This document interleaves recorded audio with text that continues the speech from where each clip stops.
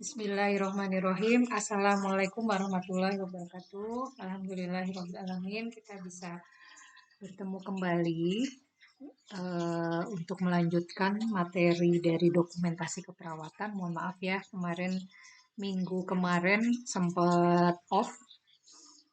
Saya akan memberikan materi minggu kemarin sekaligus minggu ini ya, yaitu melanjutkan yang bab terakhir dari dokumentasi yaitu perencanaan.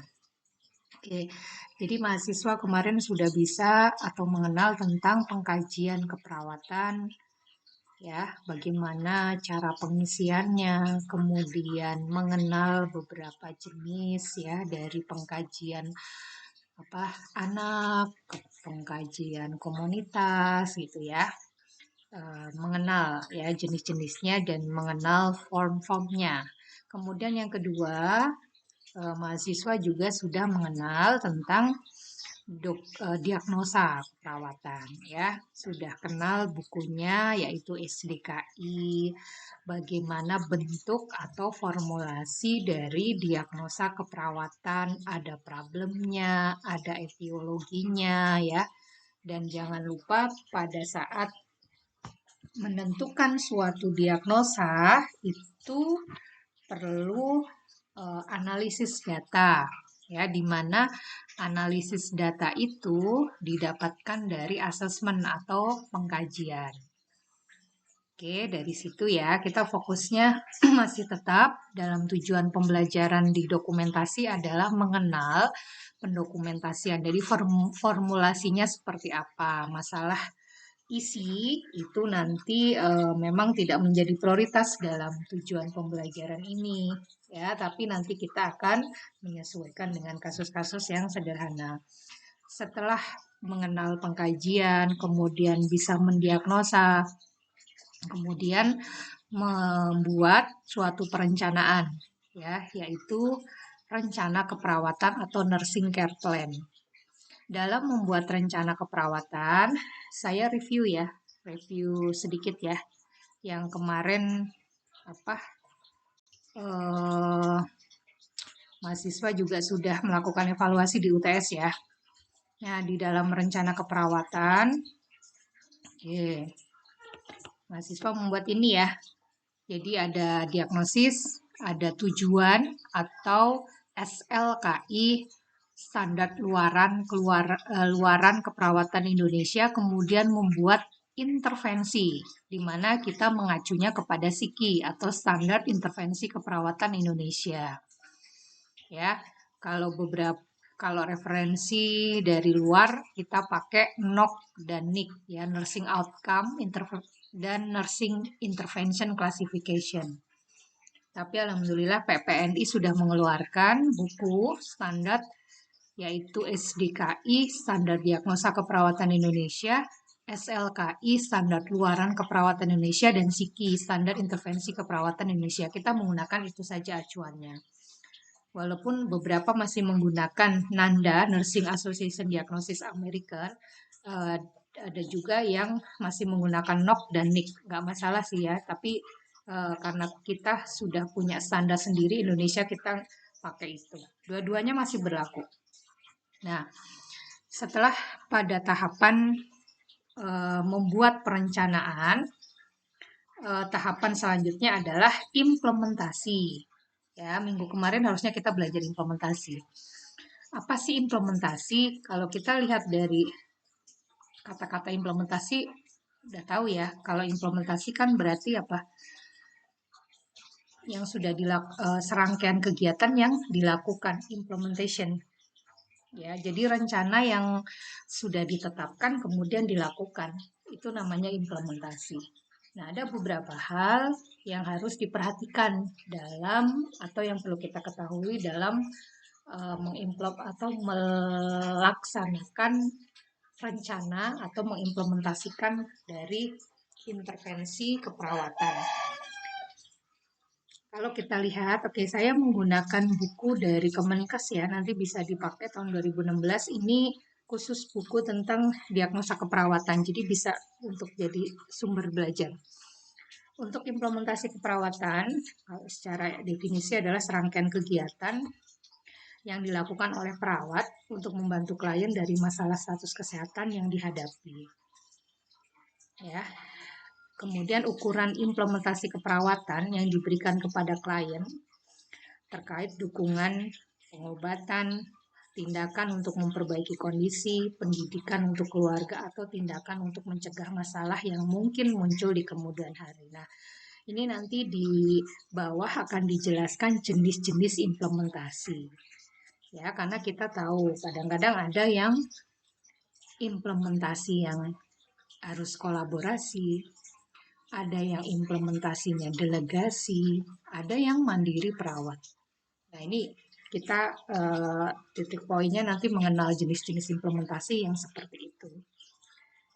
Semua implementasi harus terdokumentasi dengan baik. Nah, di awal kan ketika kita belajar pentingnya dokumentasi, ada tujuan yaitu aspek legal. Ya, ini yang menjadi penting sekali. Kenapa kita nggak boleh sembarangan dalam menuliskan asuhan keperawatan? Saya tidak bilang hanya implementasi yang penting, tidak. Pengkajian menjadi sangat penting karena menjadi dasar dalam menentukan diagnosis. Apalagi implementasi di sini. Pasien sudah melakukan apa?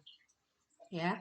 Nah, ini akan menjadi tanggung jawab dan tanggung gugat ketika ada masalah tadi malpraktek atau masalah ketidaksesuaian, ya, ada komplain dari pasien, ya, ketika kita mendokumentasikan apa yang kita lakukan atau implementasi itu bisa menjadi bukti, ya, yang berlaku dalam hukum atau kita istilahnya menjadi tanggung gugat. Nah, kemudian semua implementasi harus didokumentasikan dengan baik. Nah, kemudian dilanjutkan, ini implementasi dan evaluasi memang suatu rangkaian yang berdekatan, ya. Maka dari itu saya menyampaikan ini sekalian dari yang minggu lalu, sekalian saja saya buat video biar lanjut gitu dengan evaluasi. Nah, evaluasi ini adalah tahap akhir dari rangkaian proses asuhan keperawatan di mana dia akan mengevaluasi, ya, mengevaluasi dari kegiatan asuhan yang sudah dilakukan dari mulai perencanaan, ya, sampai dengan implementasi kemudian dievaluasi. Nah, kegiatan ini juga harus didokumentasikan dengan baik. Jadi setelah dilakukan implementasi dari seluruh masalah keperawatan pada pasien A, misalnya pasien tersebut mempunyai 3 diagnosa keperawatan. Contoh kasus misalnya ada masalah bersihan jalan nafasnya, ada masalah nyerinya, ada masalah nutrisinya. Ketika semua sudah dilakukan, implementasi, rangkaian-rangkaian intervensinya sudah dilakukan semua dalam satu shift, maka tahapan yang terakhir adalah melakukan evaluasi. Ya. Nah, nanti beberapa hal poin yang harus diperhatikan dalam evaluasi nanti saya sampaikan setelah kita belajar tentang implementasi. Ya, jadi tujuan pembelajaran di sini mahasiswa harus bisa menjelaskan tentang implementasi itu apa, kategori implementasi, jenis implementasi, tahap implementasi, prinsip implementasi, ya, nanti di akhir penugasan pakai learning management system, ya, pakai LMS Edustikes Muhammadiyah Gombong akan saya berikan trigger case seperti biasa. Mahasiswa individu harus menuliskan dokumentasi, implementasi, dan evaluasi. Jadi tindak lanjut dari kuliah ini adalah nanti penugasan individu. Oke. Dari pengertian tadi sudah, ya. Saya lanjutkan saja. Tipe-tipe implementasi. Ada 3 kategori dalam implementasi keperawatan, ya. Jadi ada cognitive implementation, ada interpersonal implementation, ada technical implementation. Kalau cognitive implementation berarti apa? terkait dengan implementasi kognitif, di mana arahnya adalah memberikan edukasi kepada pasien atau klien. Ya, jadi di sini meliputi pengajaran atau pendidikan menghubungkan kepada tingkat pengetahuan klien, membuat strategi untuk klien dengan disfungsi komunikasi, ya, memberikan umpan balik, mengawasi penampilan klien keluarga, menciptakan lingkungan. Jadi intinya adalah yang mengarah kepada kognitif atau transfer knowledge kepada pasien dan keluarga. Ingat ya, apa klien kita itu pasien dan keluarga. Ketika ada masalah pengetahuan pada keluarga, itu juga tidak bisa kita biarkan. Kita harus memberikan juga implementasi kognitif terhadap keluarga. Ini ada jenis-jenis kategori implementation. Ya, karena edukasi itu menurut saya salah satu keberhasilan ya pengetahuan itu ya di perawat, karena kita lebih banyak berinteraksi dengan pasien dan keluarga. Ya, nanti bentuknya macam-macam ya dalam cognitive implementation.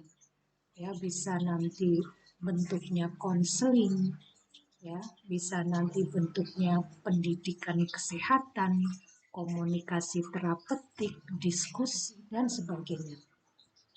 Kemudian yang kedua adalah interpersonal implementation. Ya, di sini adalah komunikasi terapeutik, koordinasi, kegiatan, ya, kemudian pemberian artinya interpersonal. Kalau kita lihat arti dari interpersonal ya hubungan antar antar orang gitu ya. Jadi di sini adalah koordinasi. Ya, penting sekali di sini memang teknik komunikasi terapeutik dan menciptakan trust. Mungkin mahasiswa sudah diajarkan ya tentang komunikasi ya, bagaimana menciptakan trust. Karena kita memang harus berkoordinasi. Kita melakukan inform consent, kita melakukan apa itu harus ada interpersonal yang baik ya. Kemudian technical implementation, nah ini jenis-jenis tindakan ya yang kita lihat sehari-hari. Jadi sekarang mahasiswa sudah tahu ya yang namanya implementasi itu nggak cuman tindakan ya, tapi ada kognitif, ada koordinasi ya. Nah kalau teknik udah jelas ya, artinya tindakan keperawatan skills ya, seperti nanti memandikan misalnya gitu ya, pemenuhan kebutuhan nutrisinya. Nah nanti di tindakan ini nanti ada beberapa jenisnya, nanti kita jelaskan di bawah. Ada yang mandiri, ada yang kolaborasi, ada yang rujukan. Itu adalah technical implementation. Jelas ya? Oke, kita lanjutkan. Jenis implementasi. Nah, jenis implementasi, ingat, di sini kita punya 3 jenis implementasi. Ada independent implementation, ada interdependent, ada dependent. Kalau dari arti kata artinya sudah paham ya. Independent berarti apa? Mandiri, merdeka gitu ya. Artinya implementasi yang diprakarsai sendiri oleh perawat. Artinya adalah tindakan-tindakan yang mandiri dilakukan oleh perawat. Kalau mahasiswa kemarin sudah mempelajari tentang psiki, ya, itu kan ada yang mandiri, ada yang kolaborasi. Nah, yang mandiri ini adalah yang independent implementation. Nanti kita lihat ya sendiri-sendiri atau mahasiswa nanti ngecek sendiri yang kemarin membuat rencana keperawatannya, mana yang mandiri, mana yang kolaborasi ya. Ketika saya melakukan pendampingan mahasiswa di klinik pun nanti akan dilihat ya, loh kok ini mandiri semua gitu ya, banyak di dalam perencanaan itu ya ada yang mandiri, ada yang kolaborasi, atau malah ini kok kolaborasi semua lah, yang mandiri perawatnya mana? Perawat mempunyai beberapa tindakan yang mandiri Nah, jadi memang yang inisiasi, yang kewenangannya, sekali lagi kewenangannya memang diberikan eh, apa diperbolehkan ya, yang diprakarsai memang itu adalah eh, tindakan mandiri perawat. Kemudian interdependen. Nah, interdependen ini adalah kerjasama sesama tim keperawatan atau tim kesehatan lain.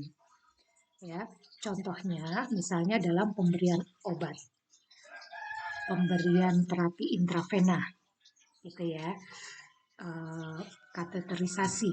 Ya, nah di sini perlu yang namanya kolaborasi. Ingat ya, jadi apalagi kalau nurse ya, kewenangan klinisnya ya, eh, dia harus kolaborasi. Di sini kolaborasi, ingat, tidak hanya sekedar oh ya dipasang, dokternya memerintahkan menginstruksikan seperti itu. Kolaborasi di sini harus memahami makna dari kolaborasi, ya artinya kerjasama antara perawat dan dokter ya, dengan kewenangannya sendiri-sendiri, tetapi dia sejajar. Ya, jadi artinya eh, perawat itu juga harus memahami pada saat pemberian kateter urin, ya apa nih di sini kewenangannya. Dia bisa berdiskusi dengan dokternya, ya kan? Ya, seperti ini, seperti ini. Jadi keterkaitan dalam tindakan kerjasama ini, misalnya dalam pemberian obat, ya ini banyak ya. Jadi kita juga harus memahami jenis obat, efek samping merupakan tanggung jawab dokter, tetapi benar obat, ketepatan jadwal ya dalam pemberian itu menjadi perhatian dari perawat. Mandi. Kemudian ada ya tadi dependent, interdependent, sekarang dependent. Nah ini berarti tindakan atas rujukan. Yang dependent seperti apa? Misalnya psikolog. Nah itu biasanya adalah tindakan-tindakan dependent. Ya kita bisa memberikan rujukan misalnya kok ada tanda-tanda depresi ya selama kita berkomunikasi dengan pasien. Misalnya karena dia kronik, ada CA, ada kanker sudah stadium lanjut gitu ya, ada permasalahan psikologisnya, kita bisa melakukan apa implementasi rujukan gitu ya, itu namanya adalah dependent implementation. Atau misalnya pada kasus-kasus fisioterapis misalnya itu juga rujukan. Jadi kita nanti melibatkan profesi lain dalam, tapi itu masuk juga dalam rencana keperawatan kita gitu. Nah, tahap yang perlu diperhatikan dalam implementasi adalah ini dalam melakukan ya. Secara operasional, hal-hal yang perlu diperhatikan perawat dalam pelaksanaan implementasi adalah satu, tahap persiapan. Nah, ini tahap persiapan juga bukan merupakan hal yang penting juga ya, khususnya nanti mahasiswa. Satu, menggali perasaan, analisis kekuatan dan keterbatasan profesional sendiri. Ya, jadi kalau dulu zaman saya kuliah S1 itu memang uh, diminta seperti ini ya, ketika kita harus bisa menganalisa diri kita sendiri, kemampuan kita sendiri ketika oh kayaknya saya nggak bisa nih mobilisasi pada pasien dengan berat badan 120 kilo misalnya, ya kita jangan jangan memaksakan diri. Berarti dalam tahap persiapan untuk melakukan mobilisasi pasien tersebut berarti kita kan butuh partner, kita butuh teman kita. Karena misalnya berat badan kita hanya 50 kilo misalnya, tapi yang harus kita lakukan mobilisasi 120 kilo, kita kan nggak bisa.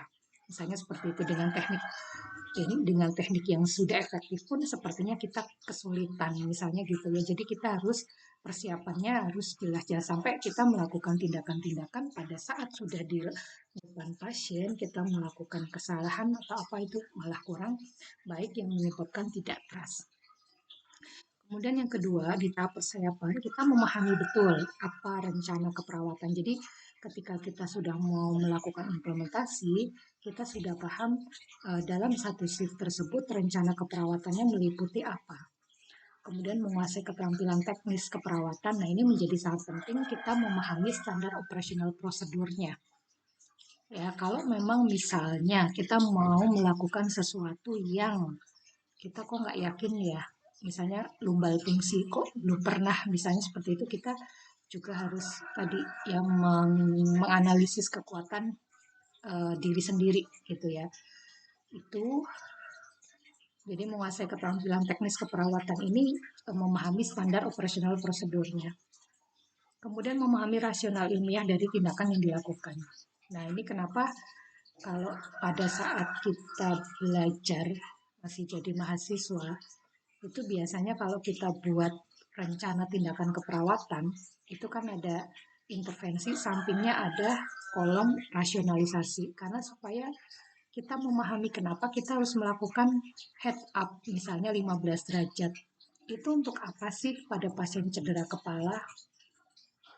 Kita harus melakukan kolaborasi transfusi misalnya. Itu untuk apa sih? Gitu. Jangan sampai kita ngerti rasionalisasi dari tindakan. Padahal ketika kita melakukan informed consent pada pasien, ya tidak menutup kemungkinan pasien itu akan tanya gitu ya, macam-macam gitu. Nah, jadi apalagi seorang nurse ya, itu dituntut ya, kayaknya rasionalisasinya itu harus jalan gitu. Kemudian mengetahui sumber daya yang diperlukan. Ya, jadi di tahap persiapan juga, oh ya, ketika saya melakukan mobilisasi, saya perlu oh kayaknya nih bednya seperti ini, perlu bantal nggak, misalnya seperti itu. Ya, jadi itu sumber daya diperlukan.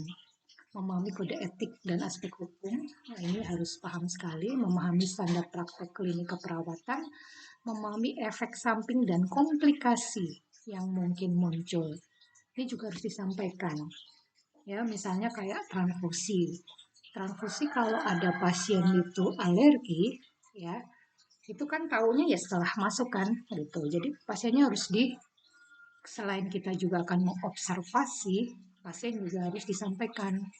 Ya, ketika kok pasiennya kemerahan gitu ya. Nah, itu kan juga pasiennya harus segera melaporkan. Walaupun kalau tindakan seperti itu biasanya kita observasi di awal. Tapi artinya pasien juga harus diberitahu efek samping dari misalnya tindakan apa yang harus kita lakukan. Oh, kok nanti pasiennya merasa sedikit pusing misalnya. Atau nanti dampak dari pemberian injeksi ini misalnya pasiennya agak nyeri misalnya. Ya, itu harus disampaikan di awal.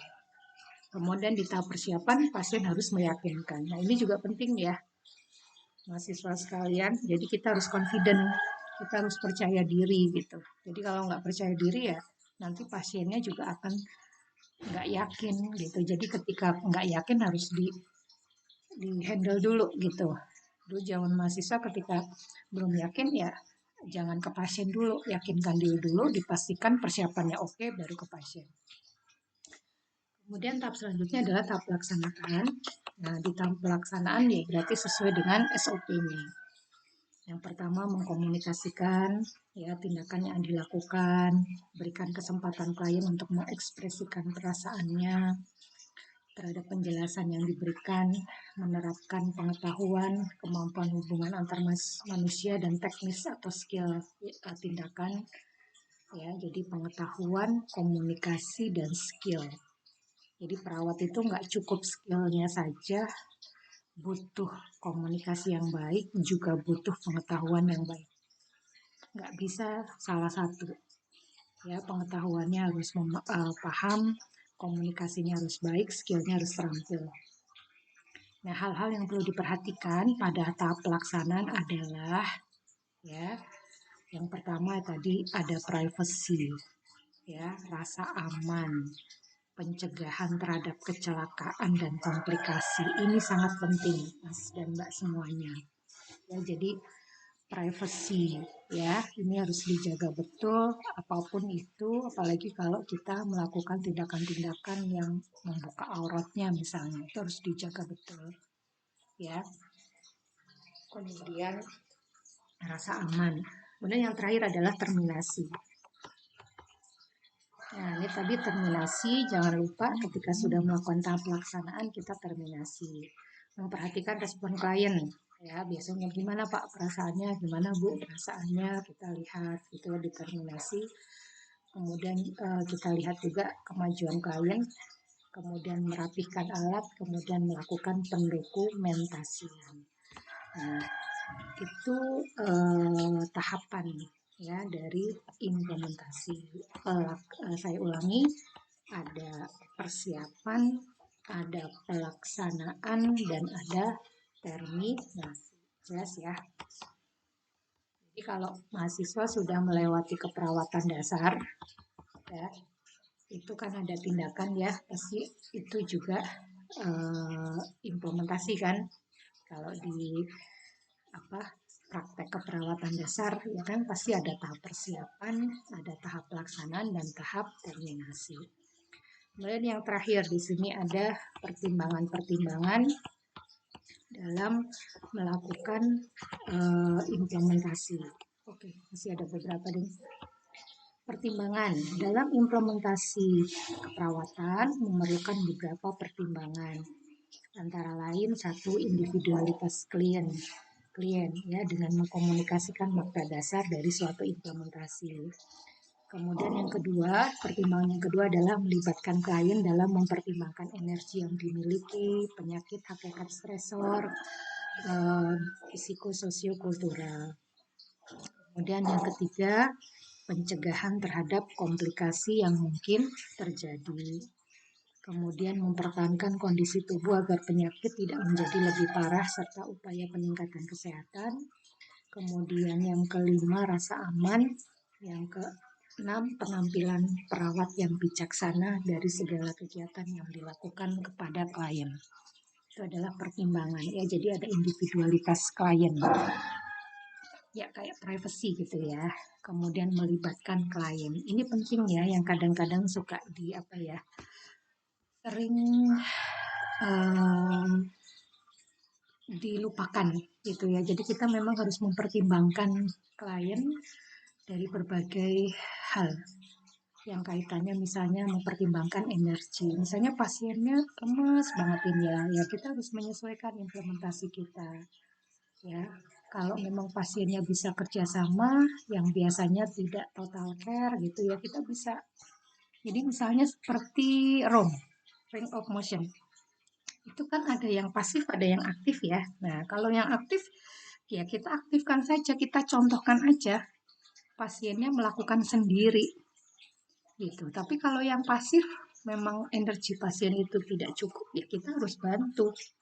Ya, kita lakukan ROM dengan pasif. Gitu. Kita lakukan fleksi ekstensi, kita bantu full. Tapi ketika pasien itu cukup, maka cukup dengan ROM aktif. Kemudian melibatkan psikososiokultural. Nah, ini juga harus kita pertimbangkan aspek psikologisnya, sosialnya, kulturalnya, gitu. Kita harus lihat. Karena di awal, pada saat pengkajian awal kan kita harus memahami ya status pasien, ya psikologis, sosionya, ya kan support sistemnya seperti apa. Kemudian ini sama ya tadi, pencegahan terhadap komplikasi harus diperhatikan, rasa aman harus diperhatikan.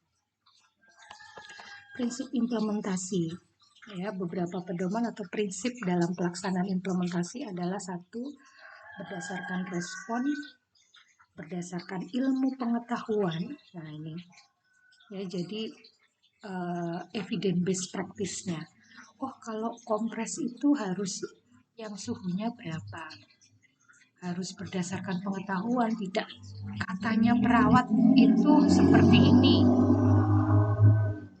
katanya seperti ini, tidak seperti itu ya. Tetapi berdasar, kita harus memahami evidence base-nya seperti apa, standarnya seperti apa ya, sesuai dengan tanggung jawab dan tanggung gugat profesi ya. Misalnya yang bukan kewenangan kita ya nggak boleh, itu prinsip implementasi.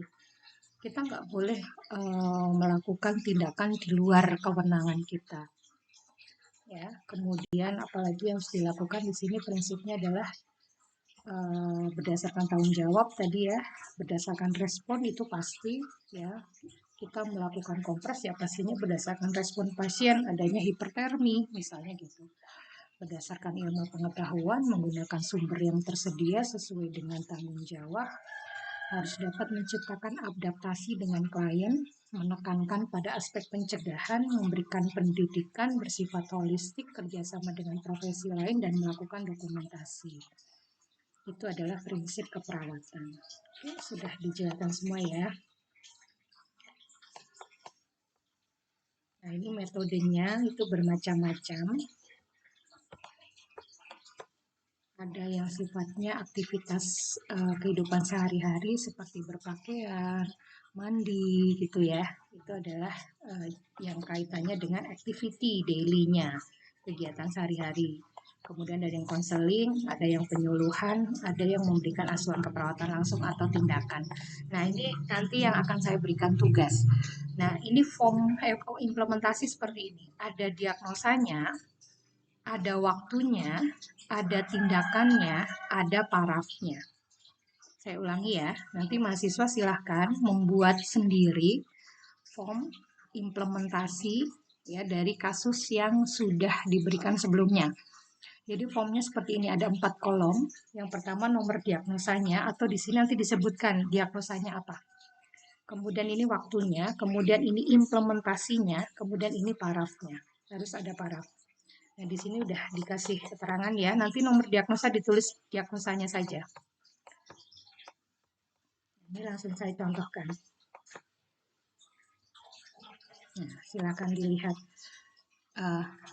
Pertanyaan yang prinsip adalah apa perbedaannya intervensi dengan implementasi?